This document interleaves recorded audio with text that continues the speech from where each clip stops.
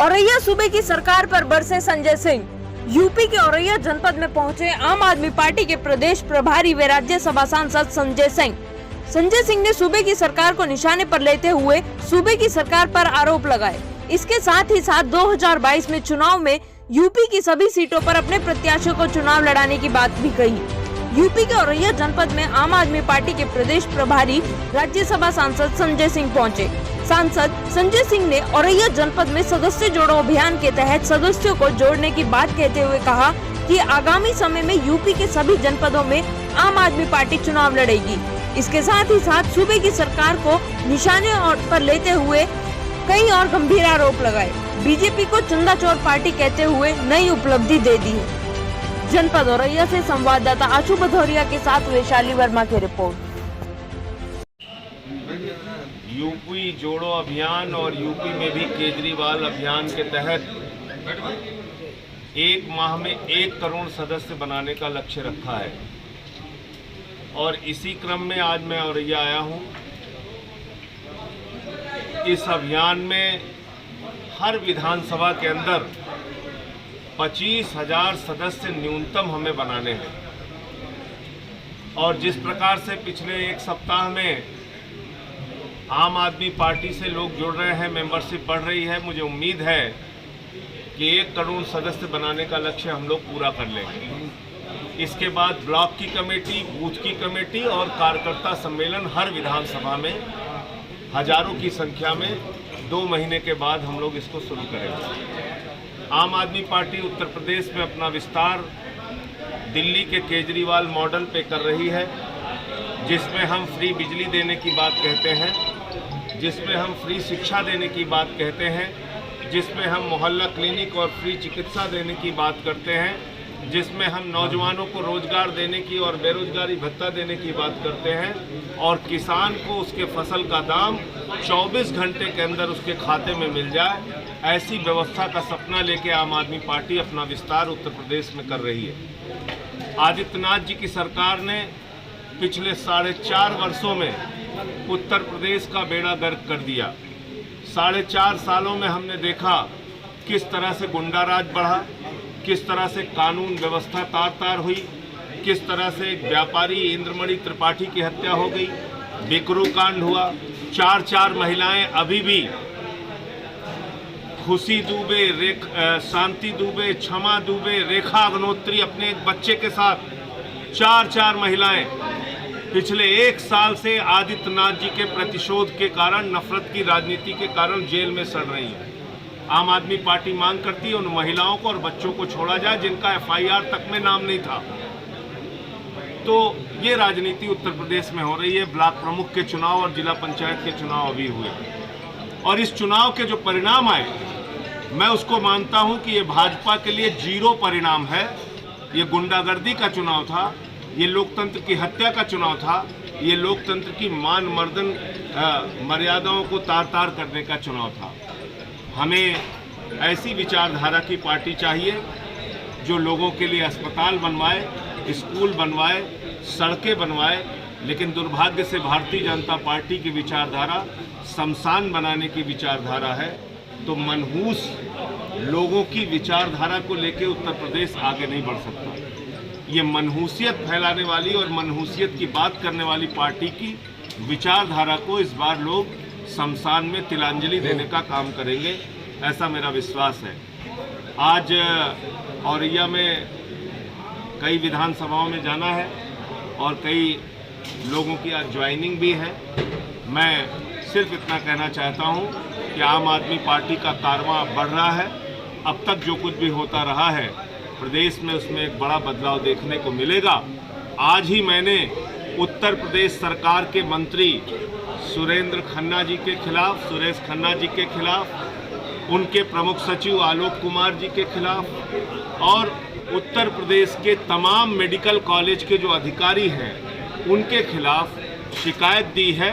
Corona की महामारी के नाम पे, कोरोना की तीसरी लहर की तैयारी के नाम पे वेंटिलेटर की खरीद में घोटाला किया गया, बाईपैप मशीन की खरीद में घोटाला किया गया, मॉनिटर खरीदने में घोटाला किया गया, तमाम चिकित्सीय उपकरण खरीदने में जो घोटाले किए गए हैं उसको लेके मैंने सुरेश खन्ना जी के खिलाफ, आलोक कुमार जी के खिलाफ और उन तमाम अधिकारियों के खिलाफ जो इस घोटाले में शामिल हैं, आज तहरीर दी है हजरतगंज थाने में। अगर FIR दर्ज नहीं हुई तो कोर्ट जाऊंगा, लेकिन इन बेईमानों को जेल भिजवा कर दूंगा। आपके कोई सवाल?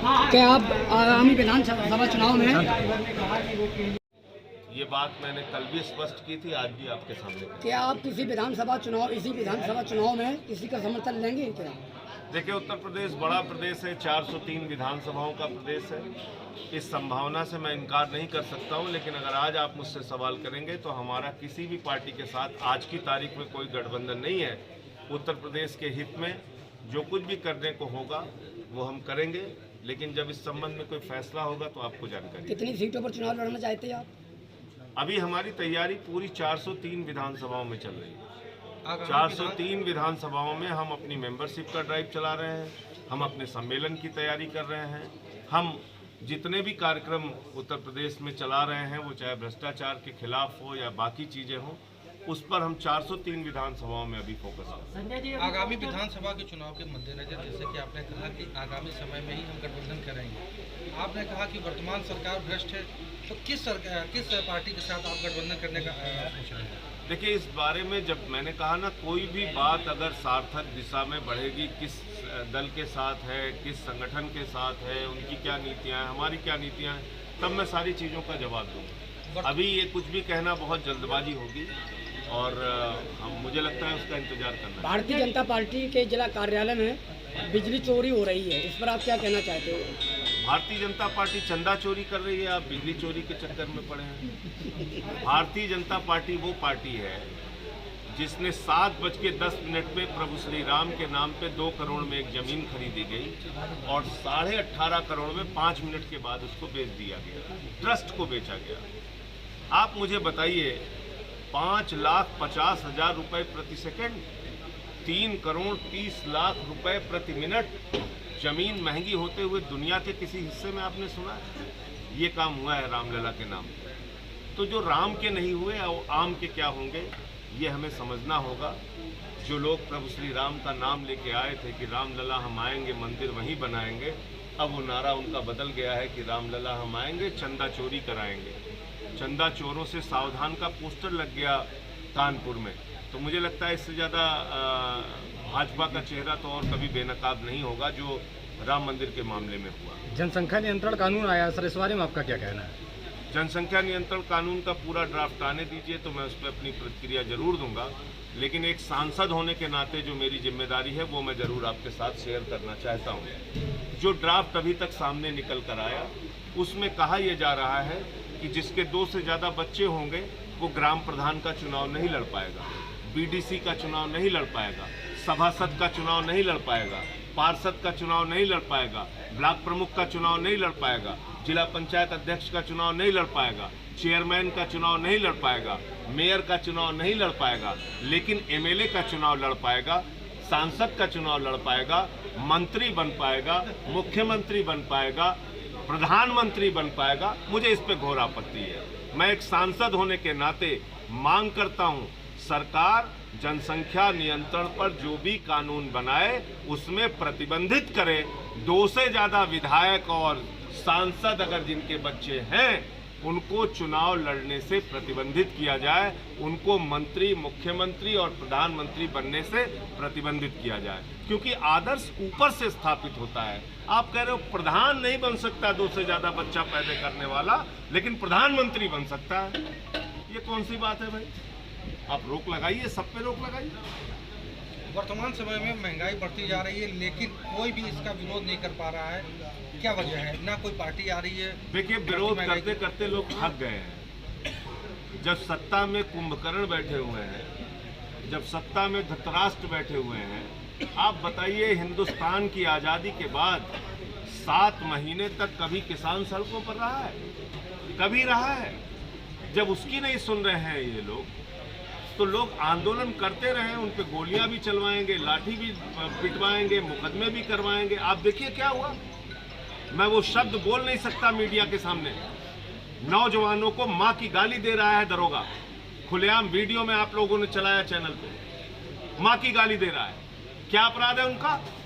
सिर्फ ये अपराध है कि वो नौकरी मांगने के लिए आए हुए हैं। उनको माँ की गाली दे रहे हो, उनको लाठियों से पीट रहे हो, उनको कह रहे हो इतने मुकदमे डालूंगा कि जिंदगी बर्बाद हो जाएगी। अरे कैसी बातें कर रहे हैं पुलिस के लोग।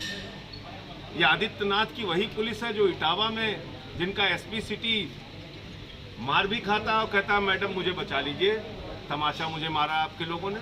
यूपी में पत्रकारों पर हमले हो रहे हैं, क्या आपने ये मुद्दा संसद में उठाया? क्या आपने मजबूती के साथ उठाया, एक नहीं कई बार उठाया। और मैं आपको बता दूं, उन्नाव की घटना पे गिरफ्तारी की मांग की मैंने सीडीओ जो जिसने मारपीट की थी पत्रकार के साथ, लेकिन मुझे अफसोस है कि दबाव बना के उस पत्रकार को अपने साथ मिठाई उठाई खिला के मैनेज कर लिया गया। ये मुझे लगता है कि ये तरीका न्याय का नहीं होना चाहिए। अगर किसी अधिकारी ने, एक जिम्मेदार अधिकारी ने पत्रकार के साथ मारपीट की है तो मिठाई खिला के अगर केस का समापन हो रहा है तो फिर तो इस देश में किसी पे कोई मुकदमा ही नहीं लिखा जाएगा।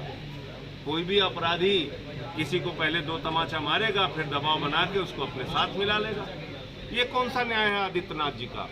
उस सीडीओ के ऊपर एफआईआर होनी चाहिए और ये एक संज्ञेय अपराध है और उसके हिसाब से उसको जेल में डालना चाहिए। जैसा इससे पहले जो अभी अफवाहें थी कि आप सपा से गठबंधन कर रहे, क्या ये सच है? मैंने आपसे कहा ना कि जो मुलाकात अखिलेश जी से उस दिन हुई थी उसके बारे में मैंने स्पष्ट किया कि वो मुलाकात एक शिष्टाचार भेंट थी, जन्मदिन की शुभकामनाएं मैं देने के लिए गया था। इसके आगे अगर कोई बातचीत होगी तो मैं आपके साथ जरूर शेयर करूंगा। अभी तक की जो बात है वो इतनी ही है कि उस दिन हमने उत्तर प्रदेश चुनाव में, पंचायत के चुनाव में जो गड़बड़ियां हो रही थी, जो कानून व्यवस्था की स्थिति है, इन तमाम मुद्दों पर बात